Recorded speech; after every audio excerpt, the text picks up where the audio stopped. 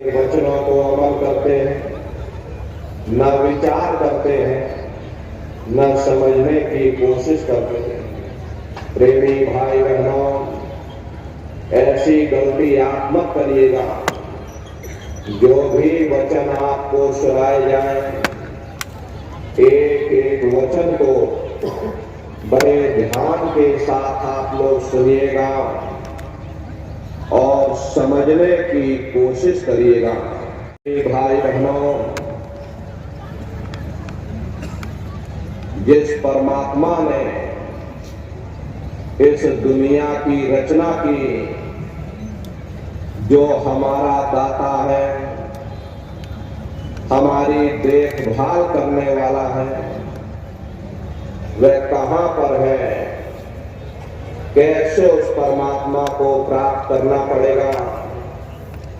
हम दुनिया के जीवों को सदैव सदैव यह विचार करते रहना चाहिए।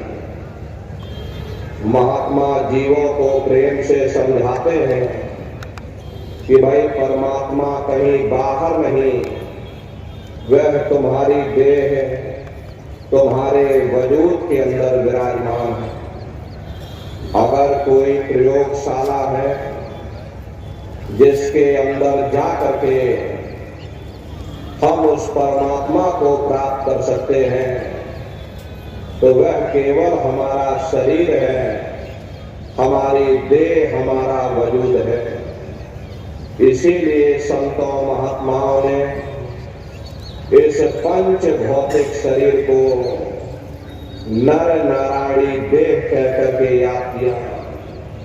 ये वो देह है जिसमें नारायण स्वयं विराजमान है और इसके अंदर जो हमारी जीवात्मा बैठी हुई है, इसे भी नारायण होने का पत्र प्राप्त होता है। हरि मंदिर यह शरीर है, ज्ञान रतन प्रकट हुए।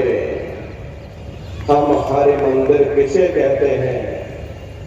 जहां हरि रहता हो, जहां हरि वास करता हो, क्योंकि वह हमारे शरीर के अंदर विराजमान है। इसीलिए संतों महात्माओं ने इस पंच भौतिक शरीर को सच्चा हरि मंदिर कह करके याद किया। प्रेमी भाई बहनों, हमारा ये जो रूहानी सफर है, ये पैरों के तलवे से लेकर के सिर की चोटी तक है। इस सफर की 2 मंजिलें हैं, एक आंखों तक और दूसरी आंखों के ऊपर। हमें अपने फैले हुए ख्याल को सुमरन और ध्यान के जरिए आंखों के मध्य भाग में केंद्रित करना है। फिर ख्याल को शब्द के साथ जोड़ करके हमें मंजिल दर मंजिल, मुकाम दर मुकाम, हमें अपने घर वापस पहुंचना है।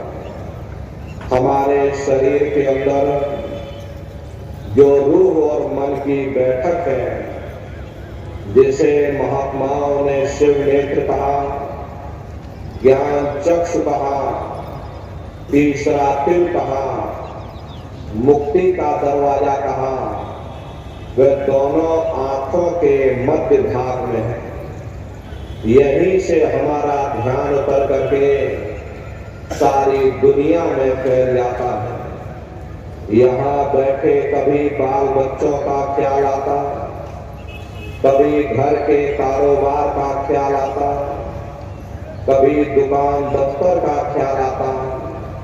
किसी न किसी सोच और विचार में हम रात दिन उलझे रहते हैं। इसी को महात्मा सुमरन करना कहते हैं। जिसका हम ख्याल करते हैं, जिसका हम सुमरन करते हैं, उन्हीं की शक्लें हमारी आंखों के सामने आकर खड़ी हो जाती हैं। यदि हम बेटा बेटियों का सुमरन करेंगे, बेटा बेटी की शक्लें आ जाएंगी। घर के कारोबार का सुमरन करोगे तो घर के कारोबार की शक्लें आ जाएंगी। दुकान दफ्तर खेती बाड़ी का सुमरण करोगे, दुकान दफ्तर खेती बाड़ी की शक्लें आ जाएंगी। इसी को महात्मा ध्यान करना कहते हैं।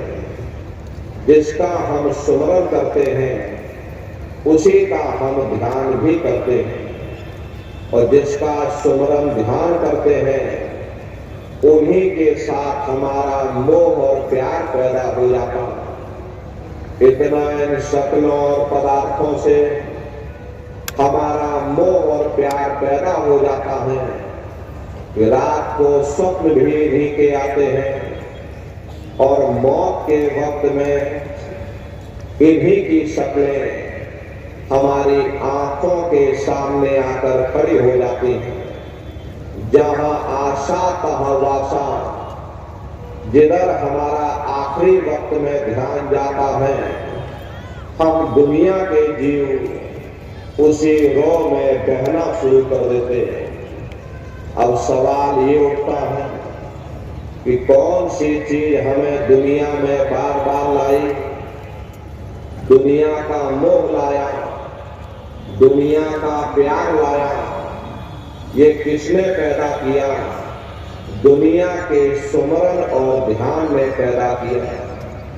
हर एक को सुमरण और ध्यान करने की ये कुदरती आदत पड़ी हुई है। हमें मन की इस आदत से फायदा उठाना चाहिए, मन की आदत से लाभ उठाना चाहिए। सुमरण को सुमरण काटेगा, ध्यान को ध्यान काटेगा, लेकिन हमें उस चीज का सुमरण करना चाहिए, उस चीज का ध्यान करना चाहिए जिसे कभी नाश नहीं होना, जिसे कभी फना नहीं होना। अब यहाँ पर सवाल ये खड़ा हो जाता है कि आखिर इस संसार में कौन सी ऐसी चीज है जिसका हम सुमरण कर सकते हैं और जिसका हम ध्यान कर सकते हैं। प्रेमी भाई बहनों, हम देखते हैं ये सारी दुनिया 5 तत्वों की बनी हुई है।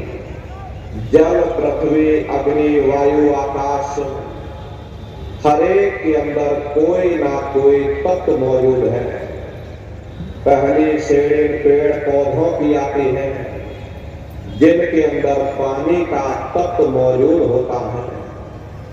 अब अगर हम 5 तत्व के प्राणी होकर के एक तत्व के प्राणियों का सुमरण और ध्यान करेंगे तो जहां आशा तहां वासा, जिसका हम सुमरण करेंगे, इन पेड़ पौधों का सुमरण और ध्यान करेंगे, पीपल और पाकड़ की पूजा करेंगे, तो हमें भी इनकी योनि में जाना पड़ेगा। इसलिए यह चीज हमारे सुमरण और ध्यान के काबिल नहीं हो सकती। फिर दूसरी श्रेणी कीड़े मकोड़ों की आती है जिनके अंदर पृथ्वी और अग्नि का तत्व मौजूद होता है। अब अगर हम 5 तत्व के प्राणी होकर के 2 तत्व के प्राणियों का ध्यान करेंगे तो हमें भी कीड़े मकोड़ों की योनि में जन्म लेना पड़ेगा। इसीलिए यह चीज भी हमारे सुमरण और ध्यान के काबिल नहीं हो सकती। फिर तीसरी श्रेणी पंछियों की आती है जिसके अंदर 3 तत्व मौजूद होते हैं। प्रेमी भाई बहनों, हमें तो इंसान के जामे से ऊपर उठना है, ना कि हमें नीचे गिरना है। इसीलिए यह चीज भी हमारे सुमरण और ध्यान के काबिल नहीं हो सकती।